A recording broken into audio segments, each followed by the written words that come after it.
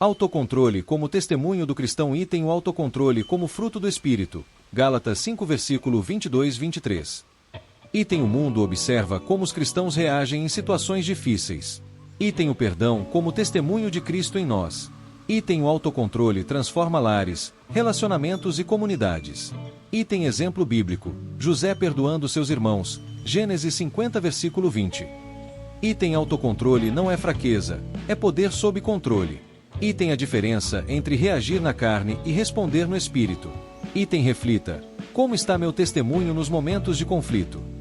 Autocontrole como testemunho do cristão. Você já parou para pensar que a maneira como você reage diante das dificuldades, das provocações e das ofensas pode estar pregando mais alto do que qualquer sermão que você pronuncie? O verdadeiro testemunho cristão não está apenas nas palavras que dizemos, mas nas atitudes que escolhemos ter. E entre as atitudes que mais revelam Cristo em nós está o autocontrole. Mas o fruto do Espírito é amor, alegria, paz, paciência, benignidade, bondade, fidelidade, mansidão e domínio próprio. Contra essas coisas não há lei. Gálatas 5 versículo 22-23. O domínio próprio, ou autocontrole, é uma evidência de que o Espírito Santo habita em nós. E em um mundo onde as pessoas reagem por impulso, respondem com raiva, alimentam vingança e vivem sem freios emocionais, aquele que vive com equilíbrio, paz e mansidão se destaca. Autocontrole é um fruto, não um esforço humano. É importante entender que o autocontrole não é simplesmente uma força de vontade bem treinada. Ele é um fruto. E fruto só nasce quando há raiz, cuidado, tempo e permanência. Isso significa que o autocontrole não é algo que conseguimos produzir por nós mesmos, mas sim algo que brotará naturalmente à medida que permanecermos ligados a Cristo. Você pode até tentar se controlar sozinho por um tempo. Pode contar até 10, respirar fundo, se afastar. Mas isso só vai funcionar de forma temporária. Porque a verdadeira mudança acontece de dentro para fora. Quando o Espírito Santo molda o seu interior, ele te dá a capacidade de controlar o que antes te dominava. Reagir no Espírito, não na carne. O apóstolo Paulo ensina que quem anda no Espírito não satisfaz os desejos da carne. Gálatas 5 versículo 16. E a carne quer reagir com gritos, ofensas, manipulação, orgulho e explosões emocionais. Mas o Espírito quer que respondamos com mansidão, paciência e domínio próprio. A diferença entre reagir e responder é enorme. Quem reage age por instinto, sem pensar, muitas vezes impulsionado pela dor ou pelo orgulho ferido. Já quem responde está em controle, pondera antes de falar e age, movido por amor e sabedoria. Se queremos ser luz em um mundo em trevas, precisamos aprender a responder em vez de reagir. Precisamos mostrar que nossa fé é real, que ela se manifesta nas pequenas coisas, nas conversas difíceis, nos conflitos familiares, nas redes sociais, no trânsito, no ambiente de trabalho. Jesus, o maior exemplo de autocontrole em todos os evangelhos. Vemos Jesus sendo provocado, acusado injustamente, traído, humilhado, agredido. E mesmo assim, ele nunca pecou em suas reações. Ele permaneceu em silêncio quando necessário, falou com firmeza quando preciso, e agiu com amor mesmo diante do ódio. Quando foi traído por Judas, Jesus não amaldiçoou. Quando foi negado por Pedro, ele não humilhou. Quando foi zombado na cruz, ele disse: Pai, perdoa-lhes, pois não sabem o que fazem. Lucas 23 versículo 34. Esse é o autocontrole que vem do céu. E esse é o modelo que devemos seguir. Se queremos ser chamados de discípulos de Cristo, precisamos viver como ele viveu, até mesmo quando é difícil. Nosso testemunho começa nas reações muitas vezes. Nosso testemunho é sabotado não pelas nossas palavras, mas pelas nossas atitudes.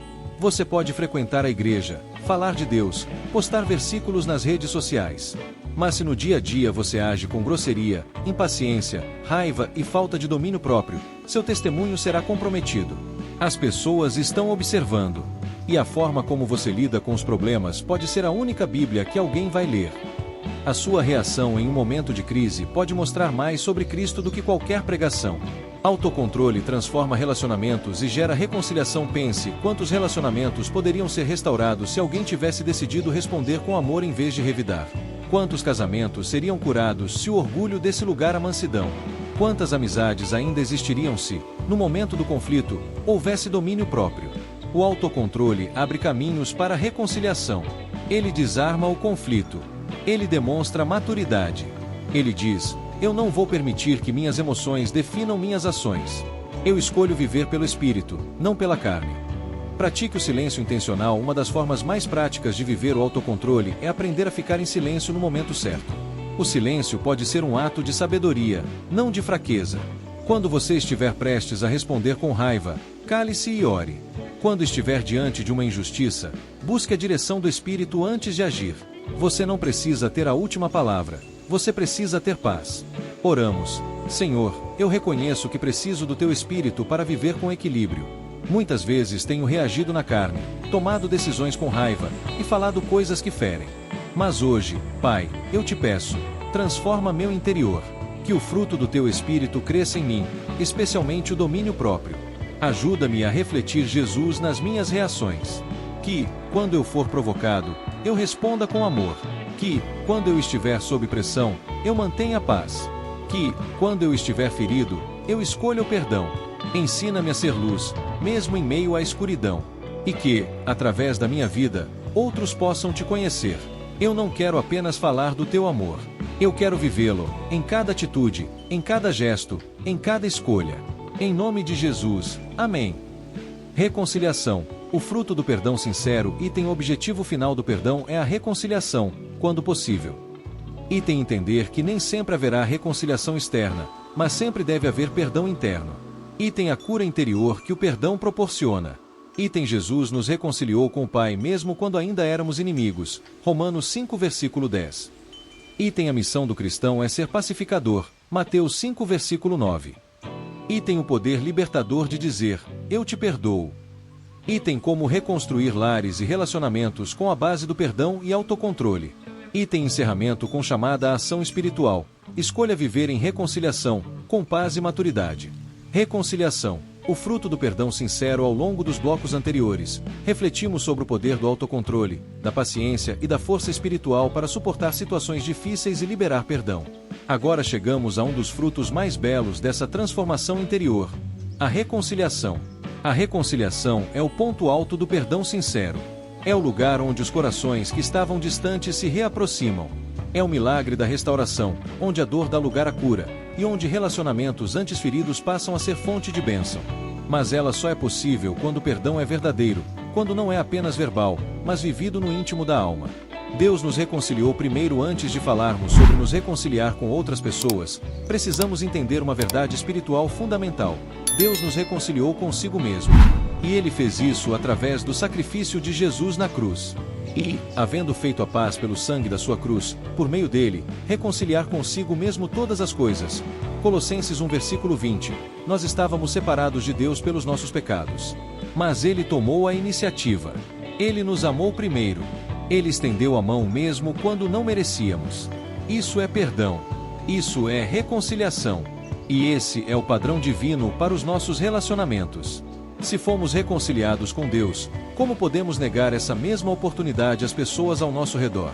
Perdão sincero gera reconciliação verdadeira. Muitas vezes, dizemos que perdoamos, mas ainda mantemos a distância, evitamos o outro, guardamos ressentimentos.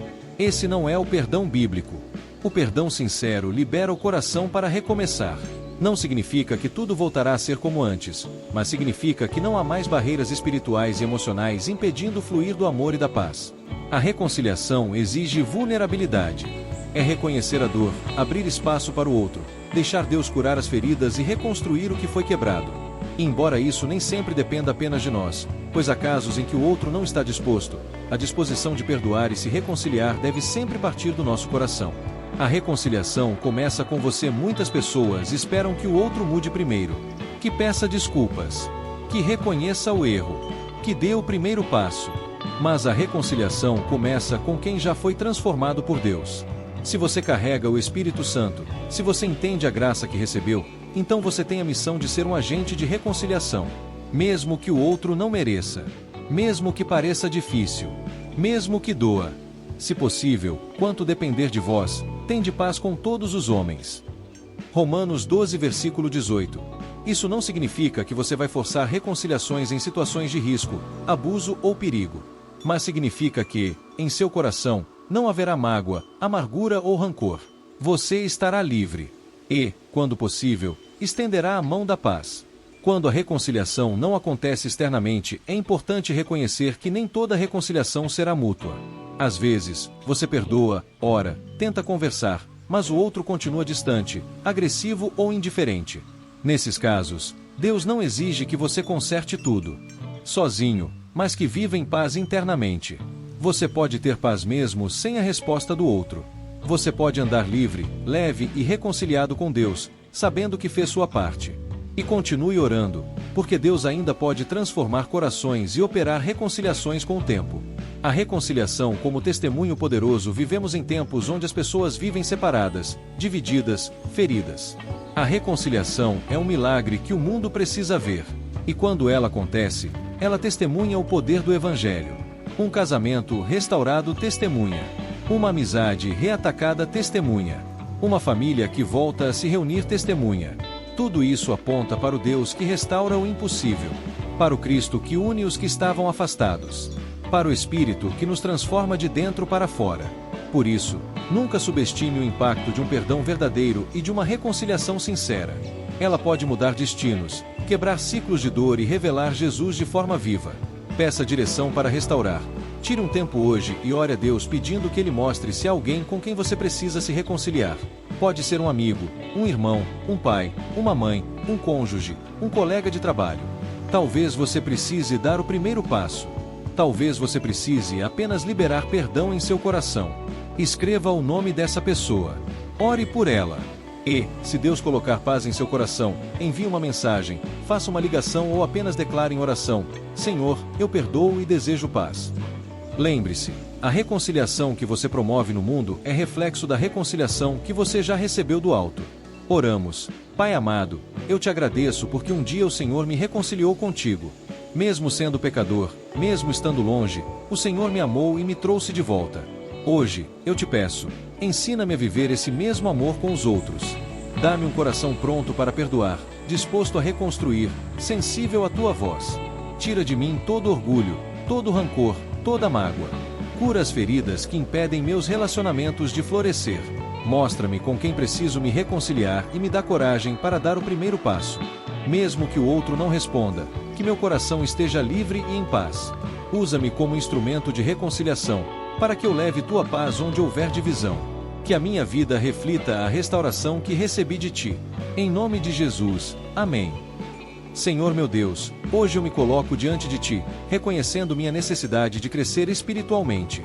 Derrama sobre mim a tua sabedoria, o teu entendimento e a força que vem da tua glória.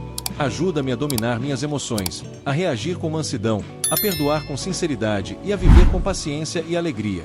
Eu renuncio ao orgulho, à raiva, ao desejo de vingança, e escolho seguir o caminho do teu amor. Preenche-me com o teu espírito para que eu seja um exemplo vivo do teu caráter. E que, em tudo, eu possa te agradar, frutificar e caminhar em reconciliação com os outros e comigo mesmo. Em nome de Jesus. Amém.